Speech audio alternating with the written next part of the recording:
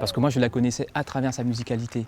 Et en travaillant justement sur cet hommage, j'ai appris à la connaître et j'ai découvert beaucoup de choses, parce que je n'imaginais pas du tout. Et donc c'est en travaillant, Florence, elle m'a beaucoup résumé aussi, on a beaucoup parlé. Et c'est là que je me suis dit, ah bon, ouais, elle a beaucoup souffert en fait. Il y a eu des choses très fortes dans sa vie qui ont fait que ça a donné Manuela Pioche. Et donc c'est quand même important. Et donc du coup, moi personnellement, ça m'a aussi permis de me donner, de m'informer, de savoir qui est réellement Manuela Pioche, au-delà de la chanteuse, de l'excellente chanteuse qu'elle était. Alors, on est en 2019, et donc je ne voulais pas du tout, tout en respectant les mélodies de Manuela Pioche, je ne voulais pas du tout revenir sur un truc à l'ancienne. Je me suis dit, l'idée, c'était de se baser sur tout ce qui est mélodique, de se baser aussi sur l'environnement musical et d'essayer de proposer quelque chose pour que tout le monde puisse comprendre, mais aussi la personne qui ne connaît pas Manuela Pioche, découvrir les titres, ces titres un peu de façon différente en fait. Donc j'ai voulu mettre ma touche parce que je suis quand même directeur musical et j'essaye de... voilà. Mais en même temps, tout en respectant l'environnement et puis surtout l'environnement de Florence, parce que c'est quand même elle qui les interprète à son tour. Elle n'est pas Manuela Pioche, elle essaie juste de retracer un peu la vie de Manuela. Et je me suis dit que j'étais pas obligé forcément de reprendre texto tout ce qui est musique, les arrangements. Je pense qu'on pouvait oser autre chose, tout en respectant les mélodies.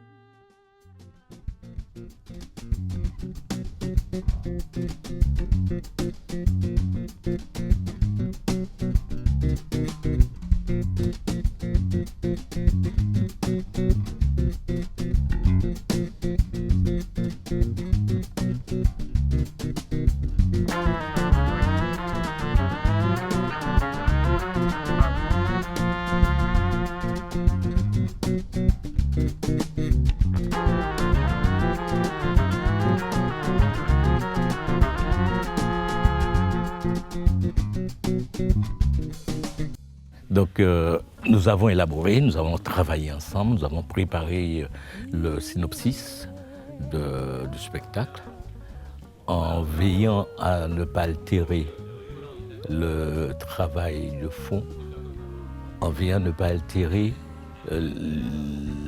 l'auteur elle-même, qui est Manuela Pioche, parce que toute l'histoire tourne d'elle. Il nous a fallu, certes, puiser dans ce qu'elle nous a laissé, mais au-delà de tout, il s'agissait pour nous d'amener sa musique, d'amener sa production plus loin, de nous l'approprier, certes, mais d'amener sa production beaucoup plus loin. Et ce n'est pas une pièce de théâtre, c'est un travail de recherche, un travail d'ébauche, où nous essayons de travailler en toute simplicité.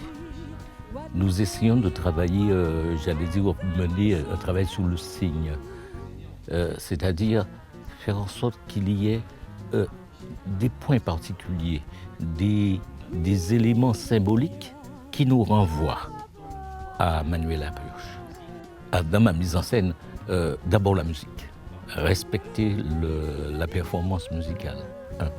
Deuxièmement, respecter Manuela Pioche. Il ne s'agissait pas pour nous, et pour moi en l'occurrence, de la dévoyer, de montrer un personnage uniquement sous certains aspects. Je crois qu'il existe des éléments, c'est pour ça que j'ai parlé d'éléments symboliques, c'est pour ça que j'ai parlé du signe. Il faut que ce personnage soit grandi de l'œuvre.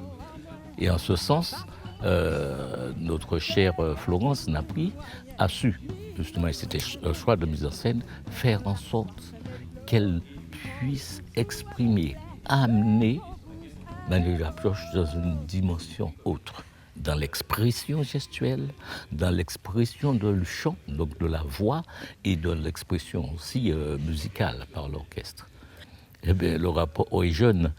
C'est ma fille Anaïs qui lui a proposé à ce que je fasse la mise en scène. Et nous nous sommes vus en janvier, alors qu'elle repartait en France. On s'est vus à l'aéroport. Et on a eu un premier contact.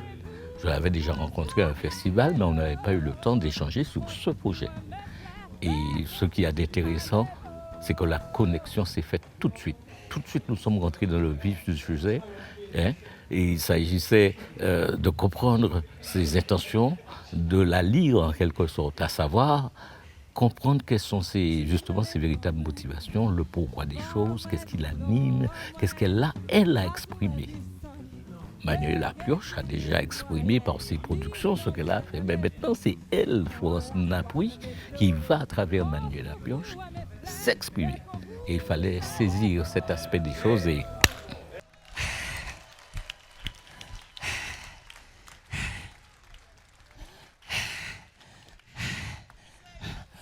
Tu es moi mais pas moi ni non moi pas moi vivre sans lui mais que tu es moi ni non moi mais qu'on la chasse mais qu'on foufou mes fleurs et qu'on couche mes beaux.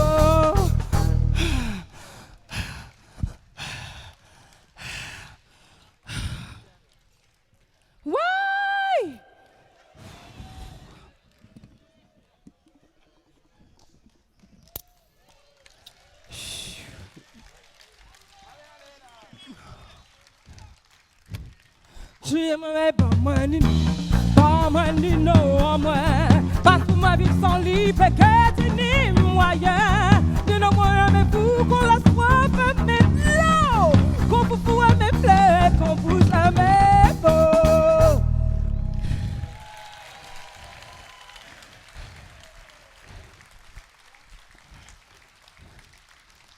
C'est la Caraïbe. C'est la Caraïbe, c'est déjà premièrement la Guadeloupe. La Guadeloupe avec toute cette mixité rythmique. Donc c'est aussi bien la biguine, c'est aussi le tango, la mazurka, le jazz. Donc c'est vraiment un mélange de tout ça. Et puis j'ai aussi au niveau de la texture sonore choisi 2 violoncellistes exprès justement pour essayer de sortir un peu du carcan du truc classique, guitare, piano, basse, batterie, enfin, et puis saxophone, enfin des soufflants. Je voulais essayer de faire un truc différent. Et je me suis dit que ça pourrait être un peu plus classe, différent, un peu sortir des normes en proposant 2 violoncellistes et accompagné d'une rythmique, donc batterie et basse. alors, il s'agissait de l'amener à entrer en elle, à trouver en elle, dans son imaginaire, dans ses vécus, les liens possibles. J'allais dire même les liens. Au-delà des liens, il peut exister des liens. Et on a trouvé, hein, parce qu'elle a connu Laurie Sisk, parce qu'elle a chanté Manuela Pioche, elle a connu Alain Jean-Marie, entre autres. Et au-delà de tout, quels sont les éléments symboliques dans la vie de Manuela Pioche et des éléments symboliques dans sa vie personnelle qui pourraient nous permettre de tisser quelque chose de nouveau qui lui appartienne, elle, maintenant, Florence Napouy. Ben, déjà, premièrement, ça fait partie de ma culture, la biguine. Donc, je me dis, même si, effectivement, je ne pratique pas la biguine tout le temps, de par mes influences, de par mon parcours musical, je pense qu'il est aussi important de revenir parfois à des choses à la base. Et la biguine, j'ai quand même grandi avec. J'ai eu la chance de grandir dans une famille, dans un environnement musical. Mes 2 grands-pères, mon grand-père paternel et mon grand-père maternel, c'était 2 grands musiciens qui ont fait beaucoup de biguine à leur époque. Donc je me dis que c'est aussi une façon de leur rendre hommage, déjà, donc à ma famille, et par extension, de rendre hommage à la Guadeloupe. Et donc voilà, c'est tout un honneur.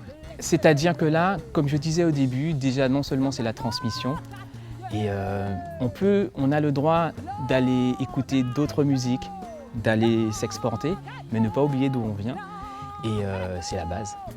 C'est la base, donc voilà, pour moi c'est un peu de la transmission, et puis c'est aussi pour faire comprendre aux jeunes que c'est bien beau d'aller écouter d'autres musiques, mais que si on y pense et qu'on met quelques consonances de nos musiques à nous et de notre base, on peut donner aussi de belles choses. Alors déjà premièrement, connaître, pour ceux qui ne connaissent pas, découvrir Manuela Pioche. Découvrir, parce que Manuela Pioche fait quand même partie des pionniers, des gens qui ont ouvert les frontières, qui ont permis déjà à la Guadeloupe, mais par extension à la Caraïbe, d'être connus dans les extérieurs. Et donc déjà ça, et puis aussi faire comprendre que chez nous, on a vraiment un patrimoine, on a vraiment une richesse et qu'il ne faut pas l'oublier, qu'il faut l'exploiter à fond, parce que je pense que c'est d'autant plus gratifiant et honorable de pouvoir, même si on fait autre chose, mais d'être conscient de sa propre valeur, au lieu que ce soit les gens de l'extérieur qui viennent piocher chez nous, et puis là on se dit « Ah, c'était bien ». Donc nous, on a moyen de le faire, donc faisons-le, n'hésitons pas. Oh que oui, j'y crois, et même si on dira que la communication est un peu difficile, mais il faut y aller. Moi je pense qu'il faut y aller. Je pense que plus on sera nombreux au front, comme on dit, à vouloir se battre pour notre propre culture, ben, à l'extérieur on finira par comprendre et se dire « Ah, mais ils font des choses extraordinaires ». C'est tout. Donc moi je me dis oui, j'y crois. Je me bats pour ça jusqu'au bout. Disons, on va garder l'intention. Mais c'est vrai que le mot politique me gêne un peu, mais on gardera l'intention. C'est-à-dire qu'à partir du moment où ça permet de fédérer et que les gens suivent l'action et que c'est cette bonne action, je me dis que c'est bon, c'est déjà fait. Ben, Florence, alors déjà j'ai réalisé le premier album de Florence, Funkan. Donc on se connaît, je ne vais plus remonter dans les années parce que je ne compte plus, mais bon, ça fait quand même plus de 10 ans qu'on se connaît, donc on est vraiment, comme on dit, nous c'est des vieux amis. Et donc voilà, on devait s'atteler à préparer le deuxième album, et puis entre-temps, on s'est dit, en fait, on essayait de trouver des solutions pour pouvoir préparer le second. Et je ne sais pas comment, on est venu sur un truc un peu, on s'est dit pourquoi ne pas essayer de revenir un peu sur des choses traditionnelles, puisque avec Florence en fait on avait différentes formations, donc un peu jazz, parfois c'était du funkan, enfin bon voilà, on allait faire des reprises à droite et à gauche, et un de ces quatre on s'est dit bon ça serait peut-être pas mal d'essayer de faire quelque chose de plus traditionnel, et donc elle a eu cette idée de reprendre Manuela Pioche. Et quand elle me l'a proposé, je me suis dit, ça peut être une bonne idée. Et puis pour moi, j'adore les challenges. Je ne connaissais pas, hormis le fait d'avoir interprété une ou deux fois les morceaux de Manuela, je ne connaissais pas vraiment. Donc je me suis dit, ça peut être un challenge. Et justement, l'idée, ça serait justement de reprendre les morceaux interprétés par Manuela, mais de façon différente. Moi, c'était ça mon challenge. Si elle m'avait dit, on fait un hommage à Manuela Pioche, mais on reprend les choses texto comme c'était, j'aurais dit non. À partir du moment où elle m'a donné le libre choix, le libre arbitre de pouvoir apporter des choses, voilà, je me suis dit, oui, ça peut être un challenge à relever. Et ça a donné ce que vous allez entendre bientôt. Florence a grandi, enfin, on l'a connue par rapport à l'album Funkan, où elle s'est imposée. Et je pense que les gens qui la connaissent ont bien compris que c'était quelqu'un de lead. Comme je dis, à chaque fois je lui dis que c'est quand même mon poteau mi-temps. Elle n'aime pas trop l'expression, mais c'est vrai, c'est vraiment quelqu'un qui, voilà, son mot sous fait, et en mot sous forme. Et donc musicalement, Florence a quand même un répertoire assez riche. Donc il y a déjà sa culture, mais il y a aussi beaucoup de jazz. Et donc le fait de s'intéresser aussi au traditionnel, c'est aussi une continuité de tout ça. Et donc pour moi, Florence, c'est quand même c'est un lead. Et qui a beaucoup appris, et je pense que le fait justement d'interpréter les morceaux de Manuela et aussi et surtout à sa façon, parce qu'elle s'est inspirée de l'histoire de Manuela, parce que c'est quand même dans la peau de Mano, mais elle y met quand même du Florence Napri, et je trouve que ça a du bon. Une belle rencontre d'âme, d'abord rencontre avec les musiciens, puisqu'on ne se connaissait pas pourtant on se connaissait, il y avait quelque chose de caché, et il s'est vite créé une connexion entre nous, une osmose même. Et dès lundi après-midi, lorsque le matin, c'était la prise de contact, dès lundi après-midi, on a su accorder plutôt nos violons. Et nous avons un élément intéressant, quelqu'un qui a su nous accompagner dans la création lumière, en l'occurrence Jean-Pierre L'Histoire. Il faut le dire, ces personnes qui sont là, qui accompagnent, qui font que l'œuvre soit œuvre et soit belle et soit resplendissante, ces personnes, il faut dire que rouleau bravo pour eux. Fleur de mai, où qu'a fleuri toujours tous les années. Fleur